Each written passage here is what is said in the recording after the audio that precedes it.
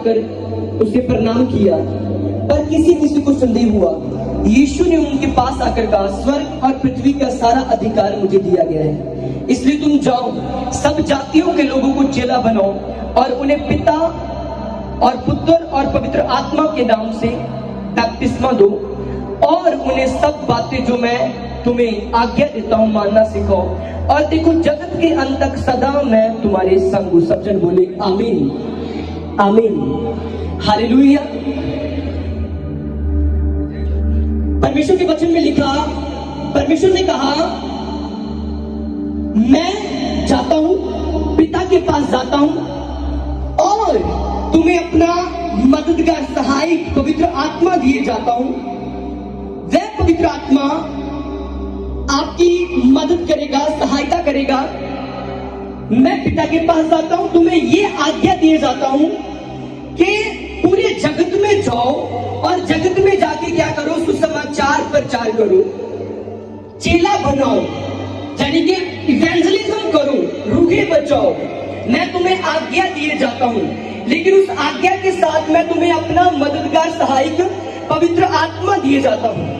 आज जब हम देखते लंगड़े चलते हैं, अंधे देखते हैं, दुष्ट आत्मा वाले आजाद होते हैं, वो कौन करता है? पवित्र आत्मा। यीशु मसीह जब स्वर्ग में चले गए थे, उन्होंने सहायक मददगार भेजा, पवित्र आत्मा, जो आज हमारे बीच में कार्य कर रहा है। जब ये लेन प्रार्थना होगी, जब फायर प्रेयर होगी, उसमें लोगों को आज पवित्र आत्मा ही छुएगा। पवित्र आत्मा बंधनों से आजाद करेगा। किसका आत्मा? यीशु का आत्मा। तो प्रभु ने कहा कि मैं तुम्हें अपना सहायक दिए जाता हूं, पवित्र आत्मा, वो तुम्हारी हेल्प करेगा, लेकिन तुम जाओ और जाके पूरी हर एक लोगों को पूरे जगत में जाकर क्या करो, सुसमाचार प्रचार सुनाओ, और जगत के अंत तक सदा मैं तुम्हारे संग रहूंगा।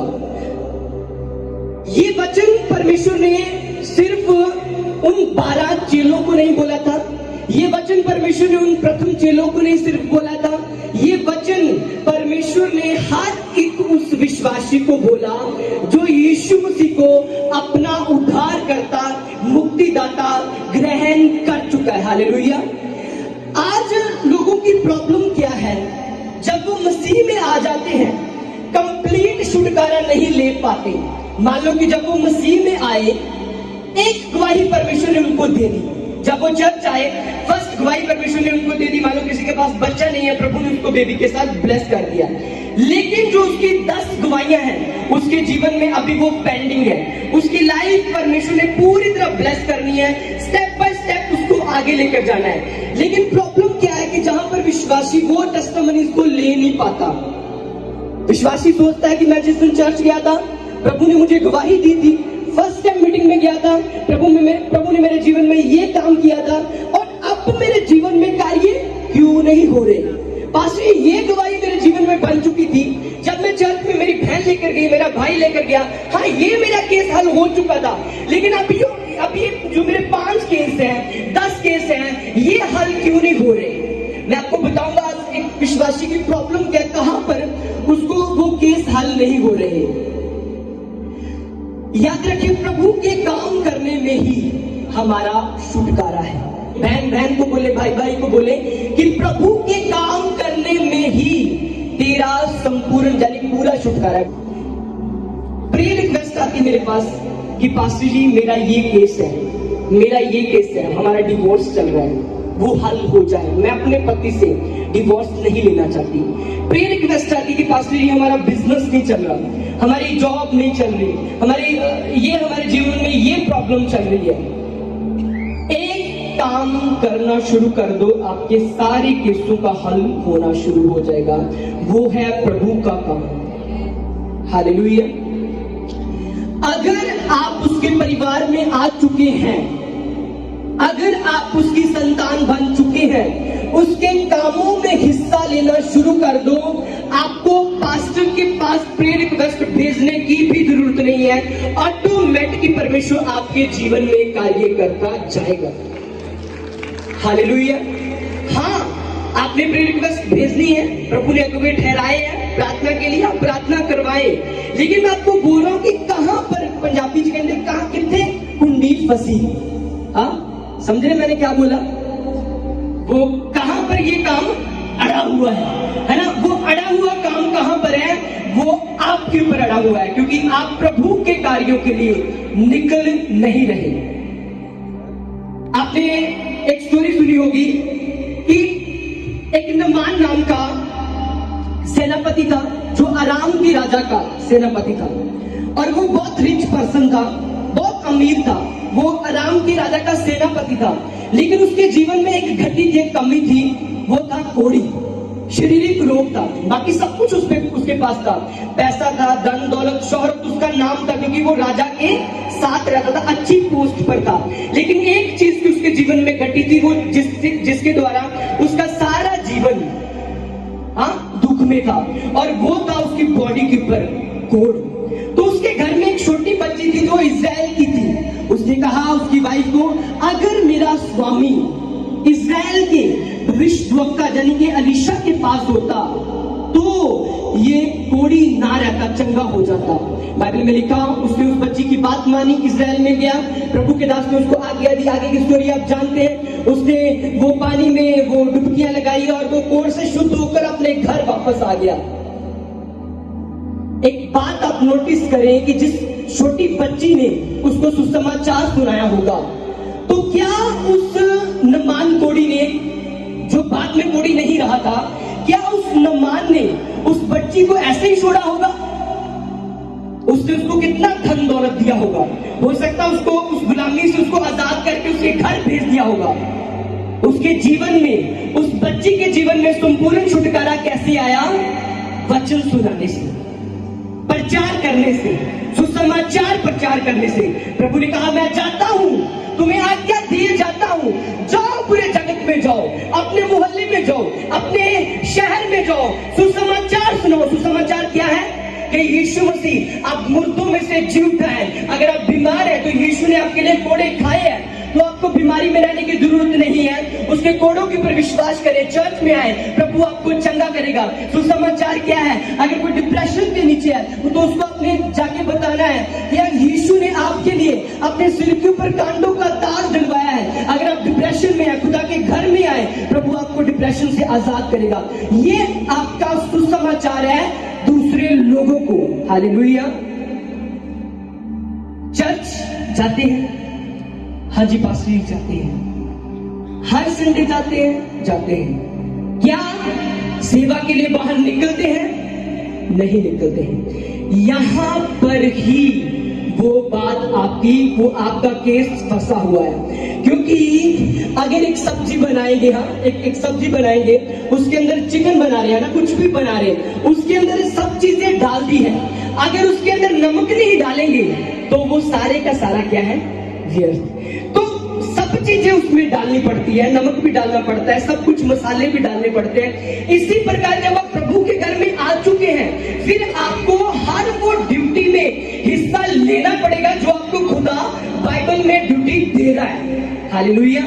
जो काम प्रभु आपको करने के लिए कह रहा है वो आपको करना पड़ेगा। आप कहेंगे पास्टर मैंने तो ये दान बो दिया, अब मैं सुसमाचार प्रचार के लिए कैसे जाऊं? अगर आप सुसमाचार प्रचार के लिए नहीं जा सकते तो आप अपने ऑफिस में तो बता सकते हैं, तो आप अपने मोहल्ले में तो बता सकते हैं। हर वो काम जो खुदा आपको करने के लिए देगा उसमें खुदा का भला नहीं, इनडायरेक्टली आपका ही उसमें क्या है? भला है।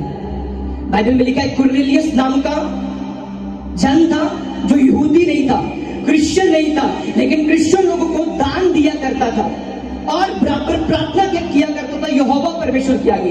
एक दिन क्या हुआ? परमेश्वर का एक स्वर्गदूत उसके पास आया। स्वर्गदूत ने उसको बोला, हे कुरनेलियस, तेरी प्रार्थना सुन ली गई है और तेरे दान याद आए हैं। अब जा, पतरस को बुला, वो तुझे बताएगा कि उद्धार कैसे होगा। पतरस ने उसको यीशु मसीह के बारे में बताया। उसने अपने घराने समेत बपतिस्मा ले लिया। इस धरती की अगर सबसे बड़ी आशीष है ना, वो है आपका बचाया जाना, आपका यीशु मसीह को अपना उद्धार करता ग्रहण कर लेना।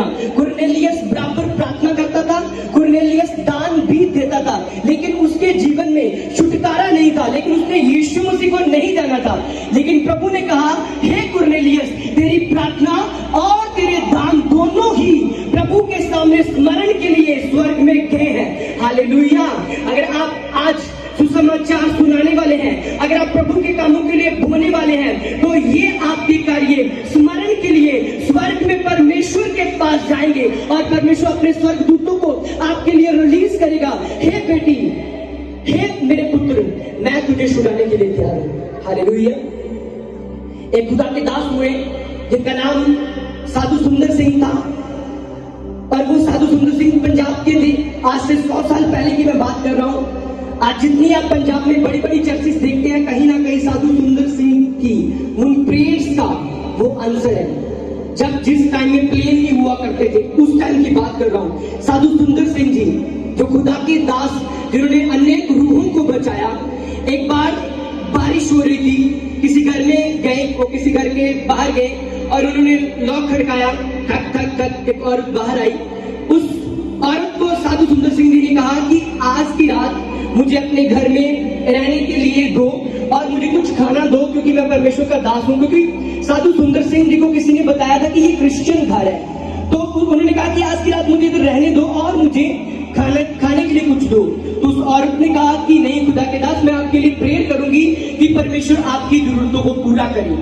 तो प्रभु के दास ने कहा, हे नारी, क्या तुझे पता जिसके आगे तूने प्रेयर करनी है वो मेरे अंदर है, जिसके आगे तूने प्रेयर करनी है वो मेरे साथ खड़ा है। हालेलुया। अगर आपको कुछ ड्यूटी दी जा रही है, अगर आपको छुटकारे के लिए एक ड्यूटी दी जा रही है, आपको काम दिया जा रहा है परमेश्वर की ओर से, अगर आप कहेंगे कि नहीं मैं प्रेयर करूंगा, तो वो प्रेयर आपकी कैसे परमेश्वर के पास जाएगी? क्योंकि परमेश्वर ही तो आपको उस काम करने के लिए बोल रहा है। आपकी जो आशीष है काम करने में है, प्रभु के वर्क में है।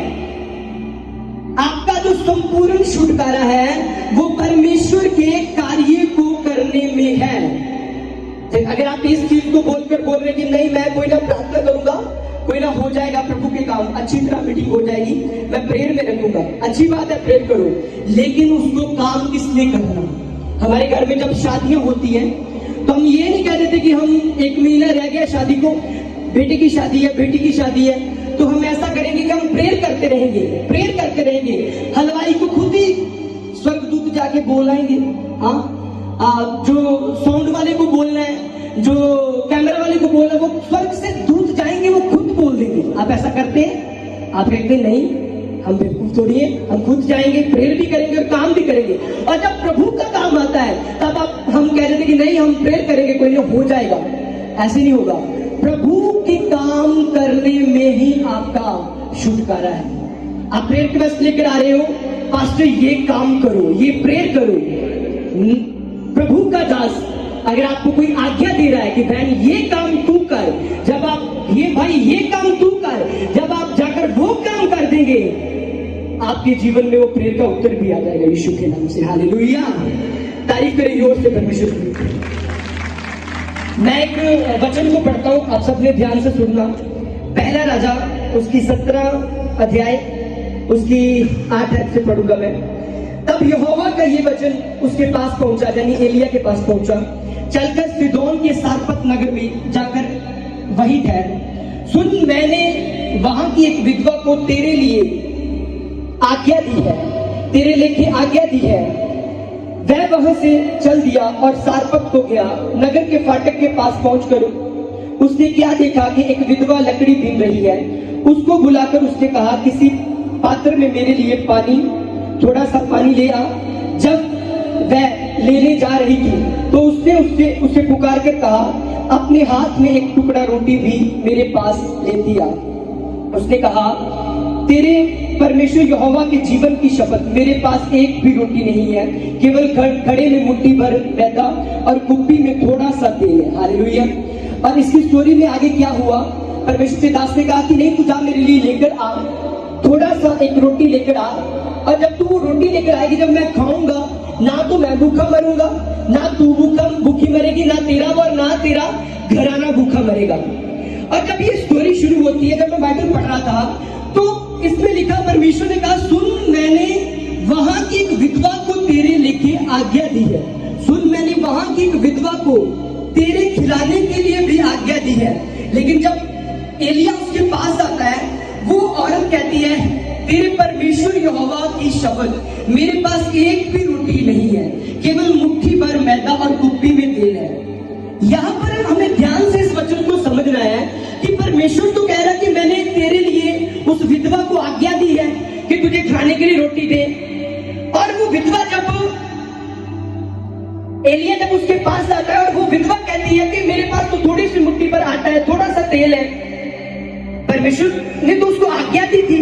अगर परमेश्वर ने उसको आज्ञा दी होती तो वो कहती कि ठीक है परमेश्वर के दास, हाँ मैं तुझे रोटी देती हूँ, कोई नहीं। प्रभु ने मुझे बोला कि जब मैं तुझे रोटी खिलाऊंगी उसके बाद मैं भी नहीं भूखा मरूंगी, मेरा बेटा भी भूखा नहीं मरेगा और मेरा घराना भी भूखा नहीं मरेगा। लेकिन ऐसा नहीं हुआ। उस औरत ने कहा कि मेरे पास तो थोड़ा सा आटा है, थोड़ा सा मैदा, थोड़ा सा तेल है, अगर मैं तुझे दे दूंगी तो मैं क्या खाऊंगी, मेरा बेटा क्या खाएगा? इतना सा आटा है, खाकर हम एक रोटी खाकर हम मर जाएंगे। तो इसका मतलब क्या परमेश्वर ने उसको आज्ञा नहीं दी थी? परमेश्वर जानता था कि ये औरत पहले ही बोलने वाली है। परमेश्वर जानता था कि ये औरत पहले ही परमेश्वर के कामों को करने वाली है। ये एक रोटी खाए बिना मर जाएगी, लेकिन खुदा के दास को खाली वापस नहीं जाने देगी। हालेलुया। उसने कहा, सुन, मैंने वहां की एक विधवा को आज्ञा दी है तेरे खिलाने के लिए, लेकिन उसने कहा कि मुझे परमेश्वर ने आज्ञा नहीं दी। मेरे पास इतना कहीं मुट्ठी भर तेल है, मेरे पास इतना कहीं आटा है, मुट्ठी भर आटा, थोड़ा सा तेल है। प्रभु ने उसको आज्ञा विधवा को नहीं दी थी, लेकिन प्रभु जानता था कि जब इसके पास भविष्यवक्ता जाएगा, जब इसके पास नबी जाएगा, ये मना नहीं करेगी। और प्रभु जानता था कि ये मना नहीं करेगी। जब ये मना नहीं करेगी तो ये भी भूखी नहीं मरेगी, इसका बेटा, इसका घराना भूखा नहीं मरेगा। हालेलुया। अगर आप प्रभु के कार्यों को करने वाले हैं, प्रभु आपको देखता है। जब आपको आज्ञा आएगी कि ये खुदा के कार्यों को करना है, उसके अंदर आपकी आशीष छुपी हुई है। प्रभु जानता था कि इस विधवा को मैंने मरने नहीं देना, क्योंकि ये पहले से ही प्रभु के कामों के लिए बोलने वाली है, प्रभु के कामों में हिस्सा डालने वाली है। प्रभु जानता था कि जब इसके पास नबी जाएगा, ये मना नहीं करेगी, ये खुद भूखी मर जाएगी लेकिन मना नहीं करेगी। जब उसने विश्वास के साथ बोला, ठीक है, मैं ऐसे मर जाऊंगी, मेरा बेटा मर जाएगा बिन खाए, लेकिन प्रभु के दास तुझे खाना खिलाऊंगी, तो प्रभु के दास ने बोला, ठीक है, ना तो तू मरेगी, ना तेरा बेटा, ना तेरा घराना मरेगा। हालेलुया। जब आप अपनी घटी में से बोलते हैं, जब आप अपने थोड़े में से बोलते हैं, जब आपके पास उतना ही होता है, आपको चर्च से कॉल आ जाए, आपको मीटिंग के लिए कॉल आ जाए कि आपने इतना प्रभु के काम के लिए बोला है, वहां पर स्टॉप ना कर दे, वहां पर अपने मन को ना फिरा दे, क्योंकि वो कॉल आपको इसलिए आई है ताकि आपके पास घटी ना रहे, ताकि आपके पास बहुतायत से आ जाए, ताकि अगर आपके पास अभी थोड़ा है वो बहुता हो जाए। हालेलुया। अगर आज आपके पास कम है वो बहुतायत से बढ़ जाए। हालेलुया। लेकिन यहां पर ही शैतान आके अटैक करता है। तू क्या बोएगी? हाँ, तू क्या बोएगा? 10,000 रुपया महीने का कमाता है, तो अगर मंथली 500 रुपया बोलेगा तो तेरी वो बाइक की किस्त कैसे जाएगी, गाड़ी की किस्त कैसे जाएगी, घर का लोन कैसे जाएगा? स्टॉप कर, नहीं करना, शैतान कहेगा दिमाग में। लेकिन जब प्रभु आपको कुछ देगा, सबसे पहले प्रभु कहेगा, दे, थोड़ा मुझे दे। प्रभु आपसे कुछ लेगा। प्रभु को आपका पैसा नहीं चाहिए, याद रखना। प्रभु के पास स्वर्ग में सोने की सड़कें हैं, प्रभु के पास सब कुछ है। जो अब ग्रह दिखते हैं ना, गैलेक्सियां, कुछ गैलेक्सियों के ऊपर हीरे हैं, हीरे। कुछ गैलेक्सियों अगर वो बेचे जाए तो कहते कि अगर धरती से लेकर ये चंद्रमा तक ढेर लगा दिया जाए तो वो नोटों का ढेर बन जाएगा। तो प्रभु का ही सब कुछ है। प्रभु आपसे पैसा नहीं लेना चाहता, लेकिन प्रभु आपके पैसे को ब्लेस करना चाहता है। आपका पैसा तब तक ब्लेस नहीं होगा जब तक वो प्रभु की हुजूरी में, प्रभु के कामों में नहीं लगेगा। आपके जीवन में अगर बीमारी है, वो बीमारी तब तक नहीं जाएगी जब तक आपकी बॉडी, आपका शरीर प्रभु के कामों को नहीं करेगा। याद आप मेरी बात को समझ रहे हैं आप, कि अगर आपके पैसे में श्राप है कि आप 10,000 की जॉब से आगे नहीं बढ़ रहे, आप 15,000 की जॉब में से आगे नहीं बढ़ रहे, उसको प्रभु की हुजूरी में पवित्र करने के लिए लेकर जाए। जब वो पवित्र होगा तो जो उसमें से 90% होगा, 90% होगा, 10% होने के बाद वो पवित्र हो जाएगा और वो उतना नहीं रहेगा, वो बढ़ता जाएगा और वो 90% भी आपके लिए कम नहीं होगा यीशु के नाम से। हालेलुया।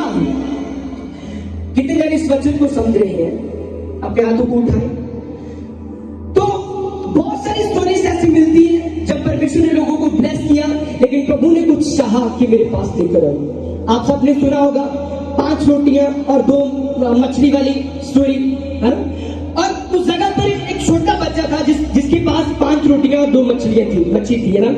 तो उसके पास ही सिर्फ नहीं था, बहुत सारे लोगों के पास था, लेकिन किसी ने अपना मन नहीं खोला।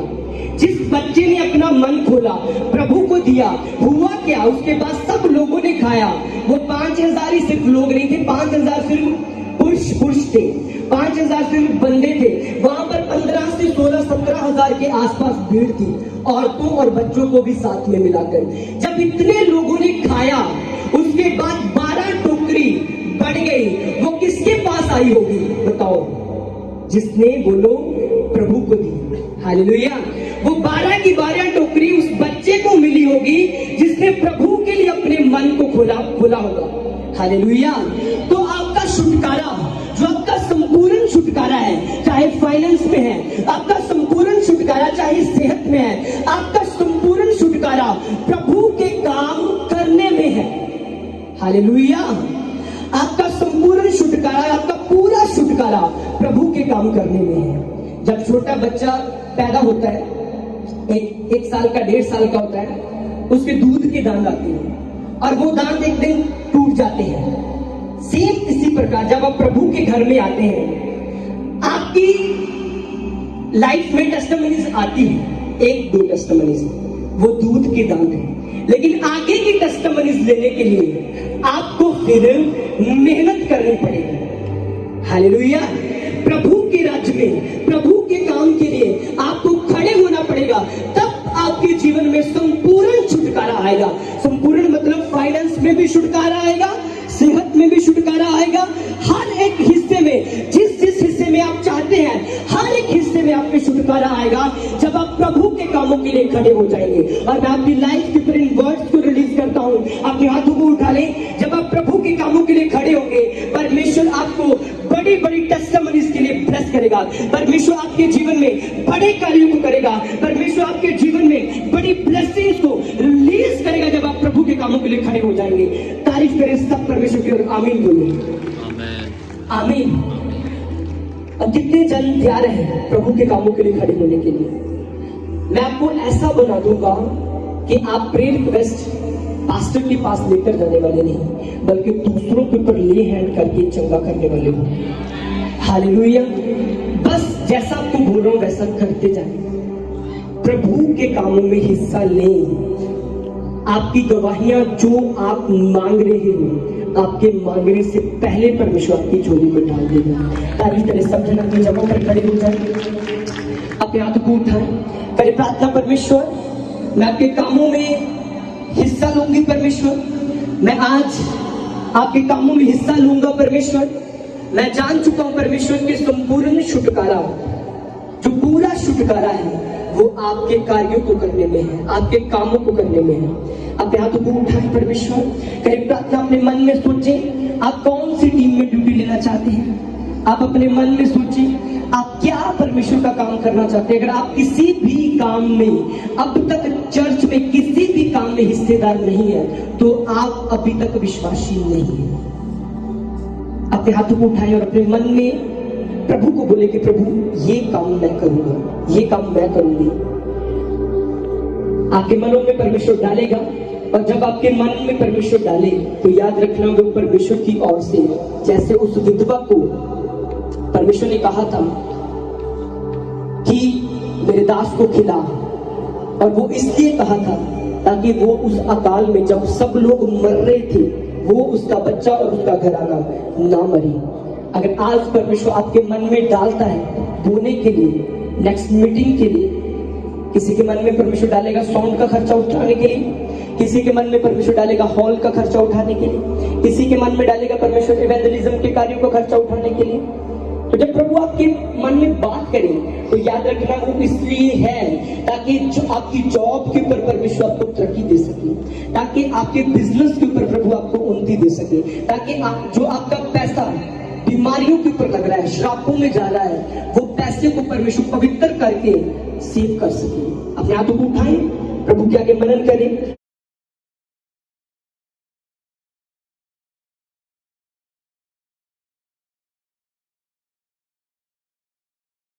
यूसेफ गिल मिनिस्ट्री से जुड़ने के लिए आपका धन्यवाद। परमेश्वर के वचनों और पवित्र आत्मा द्वारा परमेश्वर के गहरे भेदों को परमेश्वर के दास के द्वारा सुनने के लिए और ऐसी ही नई वीडियोस को देखने के लिए हमारे YouTube चैनल को सब्सक्राइब करें और बेल आइकन को प्रेस करें ताकि नई वीडियोस की नोटिफिकेशन आप तक सबसे पहले पहुंच सके। जुड़े रहे परमेश्वर की हुजूरी के साथ। God bless you all.